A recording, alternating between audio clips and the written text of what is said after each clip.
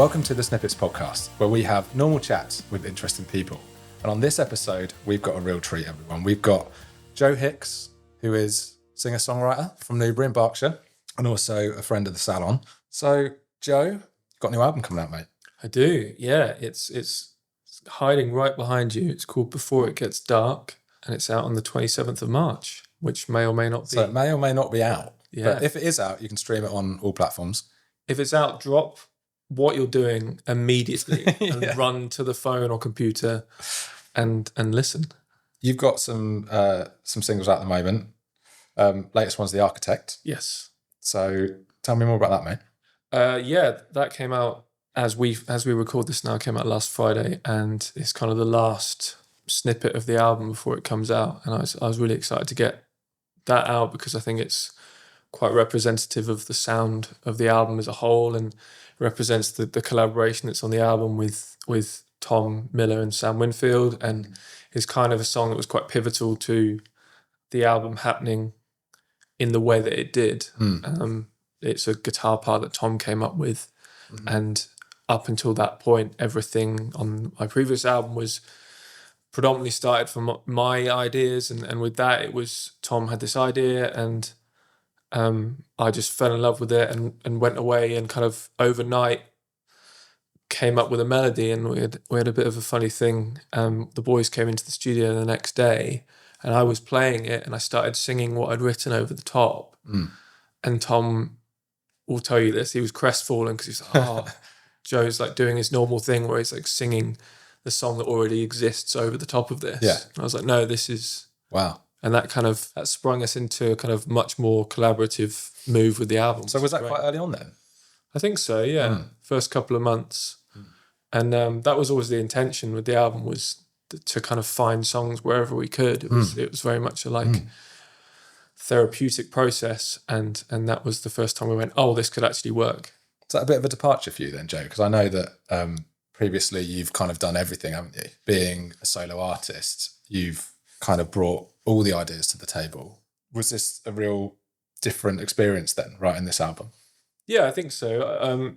In the past, predominantly, I brought things a lot more fully formed, at least in my head, to the studio. And this time around, like I said, Tom came up with a good few guitar ideas, and it was an exciting challenge for me to go, oh, I can write over something else. And Tom and Sam, for example, their harmonic, the stuff that they love harmonically is certainly different to me, so that gave it a different flavour. And I think, yes, there's certainly songs on there that came in the same way as the last album, where I brought a lot of it in, but we were just open to, even on those songs, I think it was a great lesson for me in how much reward you can get from taking your hands off the reins. Yeah. And not feeling like you say, in the past, I felt like I had to do everything because I was the solo artist. Yeah. Do you work with individuals specifically, or do you pull other artists in from other areas to work in your band and things like that? Or yeah, I mean, I think solo artists is, I've definitely said this before, is not solo in the truest sense, because it takes the classic thing, it takes a village, and it does in so many elements. Like, a great part of this campaign has been working with a videographer and photographer called Emily Cotterill. She's done a lot of the visual side and coming up with ideas, and being able to give her songs from the album, say, how do you see this? That's been a big thing. And then, like you say, on the live front, I've got a great group of people that I work with, and this time round on the show coming up, which I'm sure we'll talk about, it's a different crew, so it's an opportunity to hear the songs in a different way. And I think also just in the studio, I can't play drums, number one. I bet you've tried. I shouldn't be allowed to play drums. I've got like one beat I can play. Right. Keys. I think just being like, if there's someone better, and we've talked about this with your music, if there's someone better at doing something that's part of it, why not? Yeah, that's it. That's the beauty of the creation, isn't it? Creating that piece of art. I only asked that question because I don't think people would really realise how, I mean, I'm so lucky getting to talk to you on a regular basis about the whole process of being a professional musician, but I don't think people would realise how much goes on in the background. With they see Joe pushing your music under your name and then all the videos and all the content. But it's not just Joe Hicks, is it? There's a lot more that happens behind the scenes that people would have no idea about how that all gets brought to life. No, I'm super lucky in that I've got, I suppose, in a wider team, probably 12 people that I work with on this front. That's musicians, but it's radio people and it's press and the people at my label services team. They're integral to all of it and make a lot of it happen or help me to make it happen, which is massive. Yeah, so that's built over time. Yeah. And same with the writing, is the further I get along this journey, the more I'm able to go, it would be great to use somebody else's expertise to further this. Do you think that's something that you've learned then over the time you've been doing this? Because this isn't like an overnight thing for you, is it? This is your career that you've built up over a long period of time. You've been chipping away at this for a very long time now. And so do you feel like that collaborative approach is something that you've kind of embraced more moving forward through your career? Yeah, I think collaboration for sure, and just trusting other people to do stuff. And I suppose it's the same with any business that starts to get like, not that I have employees, but I have people who do stuff. And I've listened to a lot of business owners talk about how it's one of the battles is when you were doing it on your own entirely, and then being able to kind of delegate is quite a big thing. And that's developed even with Sam and Tom in the studios. When we first started recording nearly 10 years ago for my solo stuff, the process of recording vocals, for example, is so different to now because my total trust in Sam and Tom to tell me when I either need to do something better or, and this probably is a bigger thing, is if I'm chasing this level of performance I think I can get out of myself that doesn't exist, and they're having them there to be able to go, that was great, we've got it, saves a load of time and also my voice. Yeah. I mean, for people that don't know who Sam and Tom are, they are the owners of Studio 91 in Newbury, now Pines, the Pines Studio, which hopefully we'll get them on actually to talk about that. I mean, do you enjoy the recording side as much as you? Because I know, see, I've seen you live many times, and do you enjoy the studio time as much as you do being out there live, or is that sort of something that comes with a bit more different pressure, I suppose? No, it's awful. Really?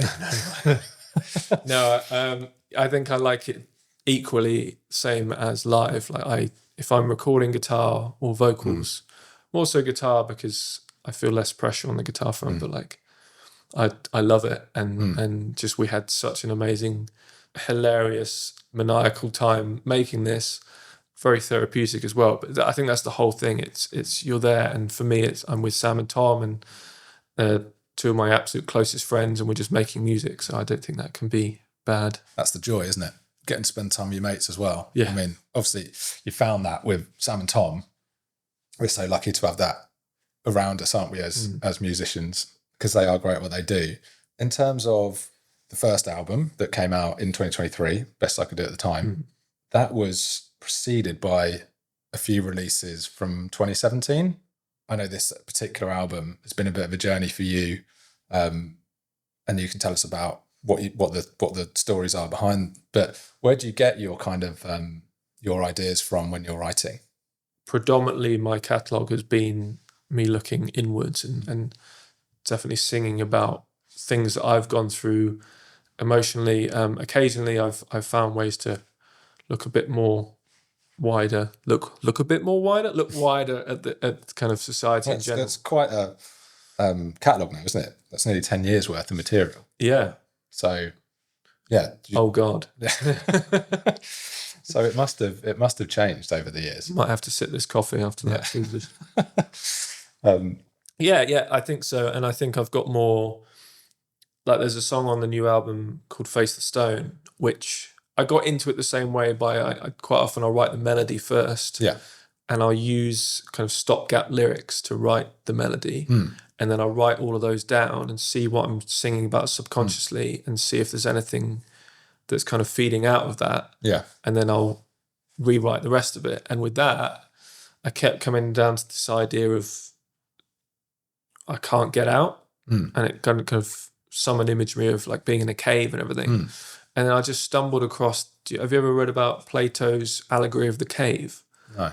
And it's a bit of a Enlighten us, Joe.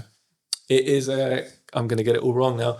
It's like another commentary on how it's people, they're chained up in a cave their entire lives. They're facing this back wall, and behind them, these other people have lit this fire, and they make shadows that appear on the wall. And so the people that are chained up believe that to be the world, right, as they know it. Okay. And there's an element of someone escaping, and when they get outside, they're blinded by the sun because they've never seen it before. And it's kind of a commentary on being force-fed media. Right, okay. And I really loved that. Yeah. As like the imagery of that. And so I kind of ran with that. And that's the first time I've really taken inspiration from like an outside text before.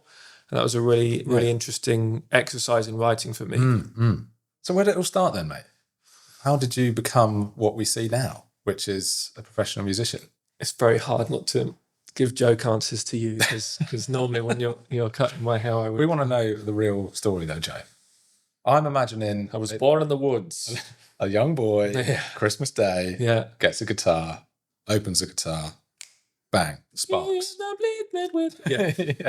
No, I grew up around here. Yeah. In sunny climes of Newbury. And if you're asking for kind of where the music started, my parents were they've always loved music. My dad played melodeon and concertina and harmonica, and his brother played a few different instruments as well. So I was always around music, and they used to take me a lot to folk band. Yeah, my dad was in a couple of kind of amateur bands, but they used to take me to pubs, to folk sessions in pubs where people would just turn up with instruments, someone would start playing, and then everyone else would join in. Yeah. Like quite traditional, like 60s, 70s folk revival stuff. Yeah. It's very Irish as well, isn't it? Yeah. And so I was around that kind of environment where I'd witness these musicians turn up and just be able to play along with other people. And I went, that's amazing. Yeah. And it kind of all, my kind of being around it, and then my own journey started when a guy called Michael Hinchliffe, a classical guitar teacher, came to my primary school and did an assembly with his 3 or 4 students. And I was like, oh, that's amazing. Yeah. I want to do that. I was very lucky that I went. Was that it then? Do you think that was the sort of the light bulb moment, the spark? I think so, because luckily my parents were able to get me lessons. I think that's quite a big thing. And I just became obsessed with playing the guitar. What was your first guitar then? It was probably a 3/4 size classical guitar. Yeah. Do you still have it? Yes. Oh, brilliant. Yeah. Might be half size actually. It's pretty small. Yeah, and we were playing, the first piece I think was Busy Bee. And you're just playing the B string. Yeah. Busy Bee, Busy Bee. Yeah. And then it all went from there. Yeah, I think I'm so glad it was classical to start with. Not only because I think it's a great grounding, but also I loved maths as well. Right. I think classical music and maths are quite... Yeah, right. I suppose it is, isn't it? Yeah, it really Very fed logical. into that puzzle. Like reading classical music, I found like a puzzle. And is that how you learned? Then you learned classically. Like, did you do the grades and things? Right. Yeah, Okay. yeah. So classical guitar first. When do you remember it sort of diverting into maybe more popular music and away from the classical, more chord led kind of that kind of thing? Secondary school, Right. meeting a couple of guys that I ended up being in bands with in year 7 and 8, including Tom Miller, and I realised that because I didn't have Sky growing up, Right. so I wasn't exposed to like these Kerrang and MTV and everything. And then I met these guys, and they all had it at home, and so they had gone through their like Green Day phase, and I was totally. So what were you listening to then? If you weren't listening to, if there was a young Joe Hicks at secondary school, what were you listening to? If you weren't listening Before to secondary school, just anything that my parents had in the car. So my mum loved the Beatles, and Squeeze, and my dad was into kind of Eric Clapton, BB King, and like Fairport Convention. So it was like pop music and blues and folk. But a lot of guitar. Sort of. A lot of guitar. Yeah. The BB King things from Dad. And just anything that was on radio too, driving to school. Yeah.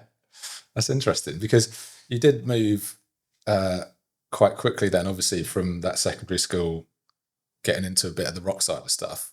You joined a couple of bands when you were younger, and then you had some pretty decent success with your first band, which was called Francesca. And that was probably a really good grounding, wasn't it, into the like professional side of the music industry. Yeah, and also I think a great lesson in keeping on trying, because that was the first band that did anything, but it was kind of the fourth iteration of like members fell away and others joined, and it so we were trying for a good while with that. But I think a catalyst that's worth mentioning, or I find interesting, and I actually bumped into one of the guys from this band the other day, that the tragedy at our school that happened led to funeral for a friend coming to play at our school. And I think up until that point, I wasn't really into that kind of music. And then I saw them and a band called Reuben play. I was like, oh my God, like loud guitars. This is really cool. And that, I think that kind of definitely influenced us. And the guys I was playing with at the time to kind of head down that path for a while. And then Francesca kind of came from those roots then, did it? Yeah. And there was a really good youth club scene here in Newbury, and also Wanted, the Sweatbox. Yeah. And it, like, anyone remembers the Sweatbox? Leave us a comment. Well, what a place. Yeah. I think that lasted a lot longer than I expected. Someone told me it was still going. Really? Not now. But for quite a long time after that period. And yeah, that was really good. I mean, so many bands were milling around, and a lot of people that were in those bands still work in music now. Yeah. So it was quite a hotbed.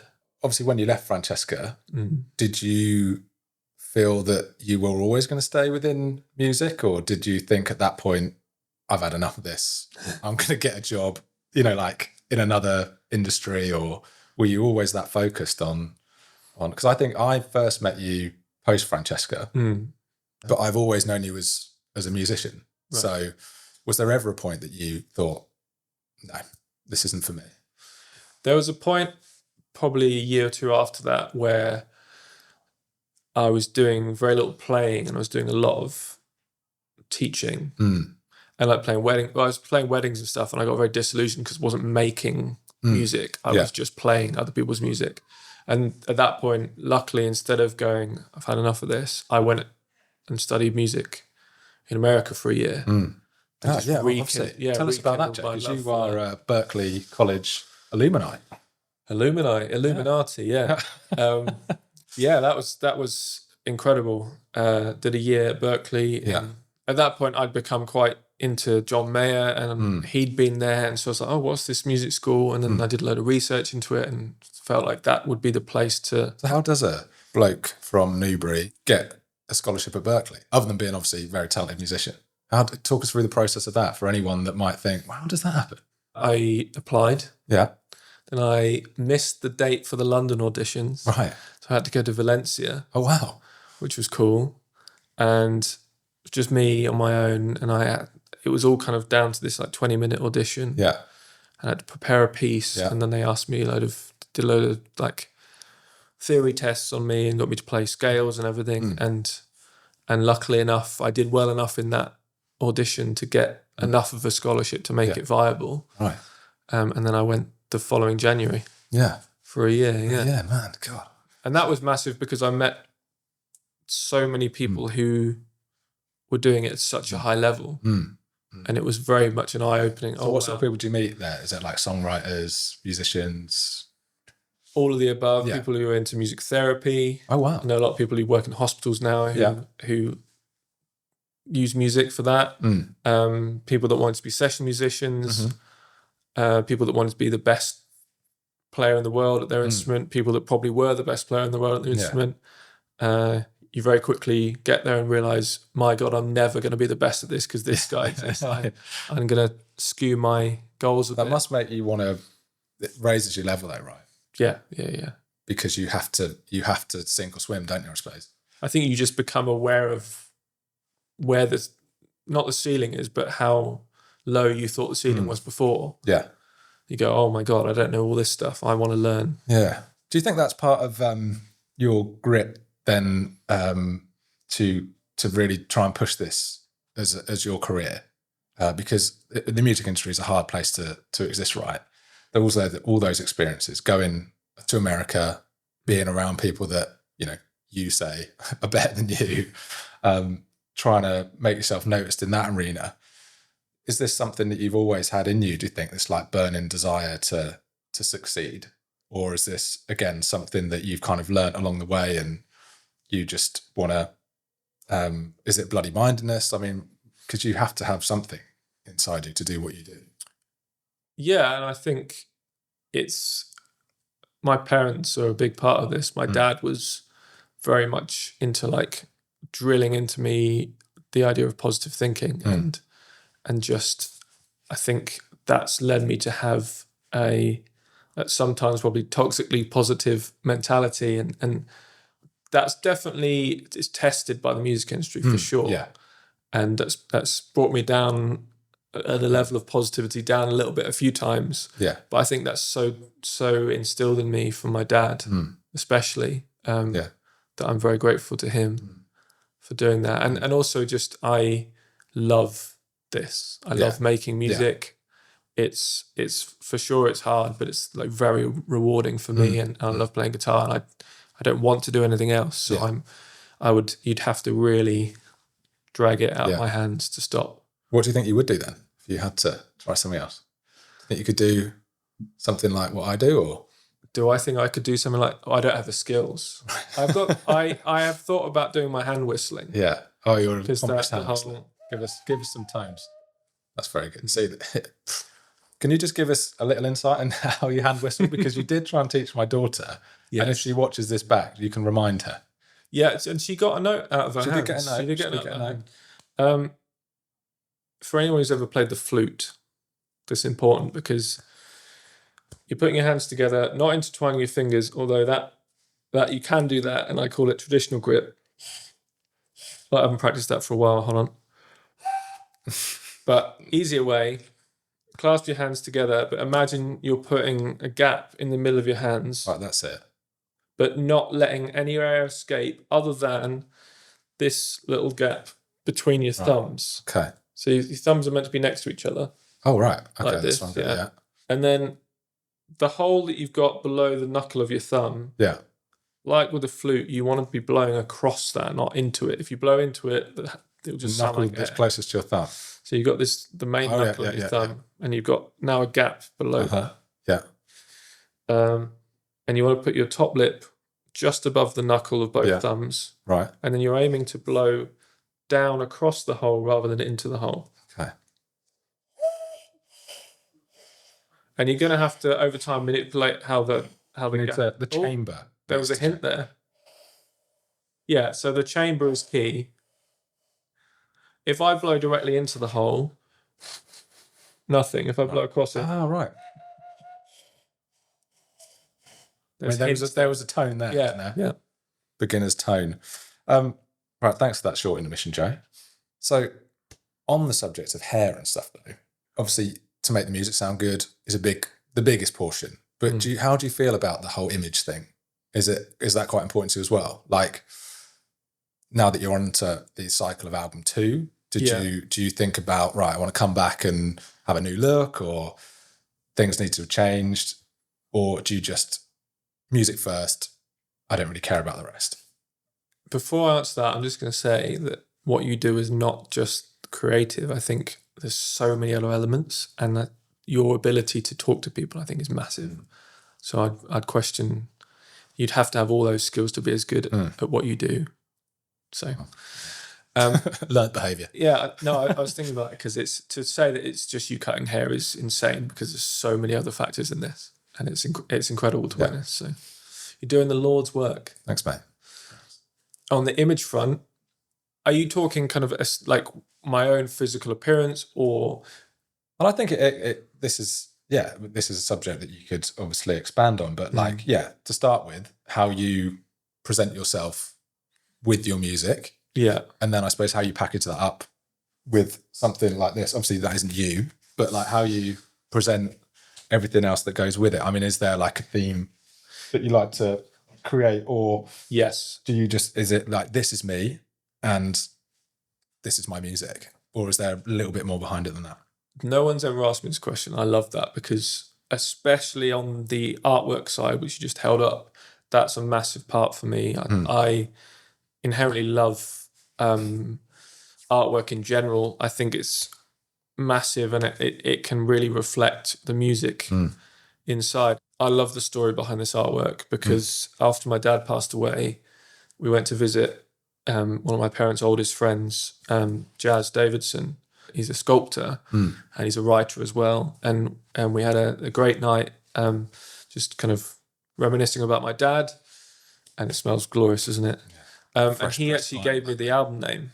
Yeah. Ah, right. Because he told me about this quote by a guy called John Muir, where he said, he was a guy who used to, in the 1800s, used to go and live in the woods for 6 months at a time and love nature and everything. And the quote was, "The world is big and I want to have a good look at it before it gets dark." And I loved that. I kind of got home and then was looking on Jazz, I know him as Jamie's website, and I found this series he'd done on the Green Man, which is these series of sculptures, and the Green Man is this mythical character that appears in loads of stuff throughout history. It's all about rebirth. And it all kind of lined up for me, and the album for me is about coming through the grief of losing my dad and a few other things, and trying to find that optimism again. And so Jazz very kindly was up for letting me use the images of the sculptures from his series on the Green Man to provide the artwork. And it's just, I mean, it's in all the singles and the videos and stuff as well, right? Yeah. So people can look this up. If you look up Joe's single releases up to this point, plus your videos that you put out, all of his sculptures are in those things, right? Yeah, it means a lot to me because of the link to my dad. Yeah, I'm so chuffed. And then what was really cool is the photos didn't have all the lines that you see on the front weren't part of the original photo. And on the single artwork, you'll see there's a lot more kind of distortion and everything around the images. And that's done by a guy called Matt Lewin, who used to work with my dad. And so he's kind of taken the images and put the designs together. And that's been such a nice process as well. There's a lot of links to my dad. I was going to say that too. Really cool. Yeah, obviously, I know that you lost your dad. And obviously this is a big homage to him, I would imagine, isn't it? Like lyrical content and with all the artwork. I mean, that must be a lovely thing, obviously, not only for you to be able to produce something that will last forever, but also for your mum to have something as well, but for you cathartically to be able to have an outlet to create something out of such a horrible situation, because I know it wasn't expected, and your dad was a big character, so it's amazing to have something tangible to remember him by, isn't it? Yeah, and I think that's the power, going back to your original question about the imagery. Short of obviously my own personal image like that's so powerful for me, and that was important on the last album for different reasons, and on this I love having strong artwork, and a lot of that comes from people like bands that certainly Tom, Sam and I are into, like Everything. Their artwork is always very strong. And also with this, I'd had my own face on the front of almost everything I've released. I am in there. I was going to ask if you're inside the pack. I am inside there, but I like just I think and the no music is name on the front, mate. No name on the front. There's a few drafts of that front cover that have the name on the front, and every position we put it just took away from the strength of the strength of the. Well, if someone chose to put that in a frame, it would be an amazing image, wouldn't it? Well, you can, but you must also play it. Yes. I mean, it does circle around quite nicely then, Joe. Really, mate. I mean, what is next for Joe Hicks? Well, it'd be lovely for people to pick up a few copies of that. That'd be good. I've got the album launch show in Newbury at Arlington Arts, which is exciting. And that is on the 11th of April. 11th of April, Saturday night. Yeah. I've got a wonderful support act called Lydia Clowes, whose surname I may have mispronounced. Okay. But she is incredible, and her new song Foundations is worth listening to. And then the band I've got is glorious and So full band. full band. Yeah. And you could, with the guys I've got playing, I think you could just mute me and very happily just watch them. Yeah. We might actually set up the facility for you to do that. The mute Joe button. Right. So I'm going to close on a couple of questions that we've been asking everyone, Joe. And one of them is, if you could ask or give 16-year-old Joe some advice, what would you give? The fun stuff is happening right now. And what I mean by that is I definitely have spent periods of time, and I think a lot of us do this, going, once I do this, then this will happen, and then that will be the reward, or like, if I get this, then I'll be happier. And actually, it's so cliche, but the journey of all of this is where the joy is. And when I think about the moments, like even when nothing was happening, or it was really hard making a certain song, or I was playing a terrible gig down in Plymouth to 3 people with one of the bands, or playing in Newcastle to 4 people, and I think they were all the staff. That's the good stuff. And the sound guys. And no, there wasn't sound. Wow. No. That's the good stuff. And I think I'm trying to tell myself more and more to live now, because that's all you have. Yeah. And I think, I'm not saying I haven't enjoyed periods of time, but I think I could have enjoyed them more if I was in that mindset. So going forward, I'm just trying to take everything as I get to do this, rather than I have to do this. Right. Yeah. That's what I would instill in 16-year-old Joe. Classic hairdresser question. What are you doing this weekend, my friend?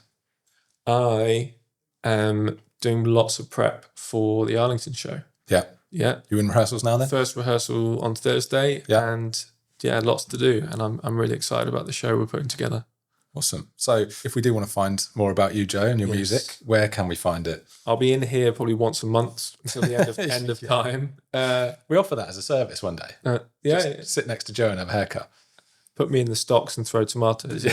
No, it's all Joe Hicks music on social media and my website. Yeah. That's how you find me. Instagram, Spotify. Yeah, come and find me. Cool. So album's coming out on the 27th of March. 27th of March, and the Arlington show is the 11th of April. Yes. Good. So we need to keep our eyes peeled for Mr. Joe Hicks. Joe, thanks for coming in, mate. Thank you so much. Amazing. You're doing an awesome. Thank you. Thank you.